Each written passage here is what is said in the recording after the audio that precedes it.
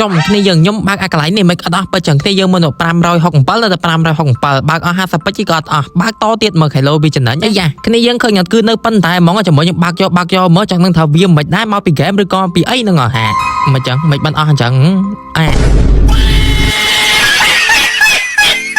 អើយតប៉ែកាត់ផឹកហ្មងស្មានតែហេងស្មានតែអីតែមានណាហ្គេមគេបាក់តែអត់អីទេខ្ញុំទៅមកបរៀនគ្នាយើងអំពីរបៀបនៃការយក skin lucky box នៅក្នុង event battle night chess នេះតែនៅក្នុងហ្នឹងគឺមាន lucky box ចំនួន6 skin ដូចជាគ្នាយើងបានឃើញអញ្ចឹងហើយ skin ហ្នឹងគ្នាយើងអាចជ្រើសបានវាអត់ random មកយើងទេតែ event ហ្នឹងគឺមានរយៈពេល11ថ្ងៃ8ម៉ោងហើយថ្ងៃដែលគេយើងយក skin ហ្នឹងនៅថ្ងៃទី7ខែ2ដល់ថ្ងៃទី8ខែ2អញ្ចឹងមានន័យថាវាតែមួយថ្ងៃទេបើថារយៈពេលមួយថ្ងៃហ្នឹងគ្នាយើងអាចបានបើកយកទេគឺអត់ហើយតែនៅក្នុងហ្នឹងគឺវាមាន5 level ទី1 skin ធម្មតា level ទី2 skin elite level ទី3 skin special level ទី4 skin epic ដែល level ទី5ហ្នឹងគឺជា skin lucky box ហ្នឹងឯងហើយចំណែកថាតែគេយើងធ្វើហ្នឹងគឺថាស្រួលទេដូចគ្នាយើងបានឃើញចឹងមានលេងមួយមិត្តភ័ក្ដិមានលេងតែឯងមានដាក់ពេជ្រដាក់អីចឹងទៅគ្នាយើងបានឃើញចឹងខ្ញុំអត់បានធ្វើអីទេប៉ុន្តែមុនហ្នឹងគឺថាខ្ញុំបានដាក់565ពេជ្រឯទៅខ្ញុំចាយអស់500ពេជ្រជាងឃើញអត់ដល់ level 3បាទអញ្ចឹងហើយបើថាគ្នាយើងចង់បាន skin lucky box ក៏គ្នាយើងធ្វើតាមអាថាគេហ្នឹងទៅដល់ level 5ហ្នឹងទៅគឺថាបាន skin ហ្នឹងឯងប៉ុន្តែខ្ញុំសូមបញ្ជាក់គ្នាយើងម្ដងទៀតបើថាគ្នាយើងចង់បាន skin lucky box គឺចាំយក skin lucky box ទៅតិចច្រឡំទៅបើកយកអា skin epic skin នេះអីគឺថាចាប់ហើយតែគេឲ្យយើងបើកតែម្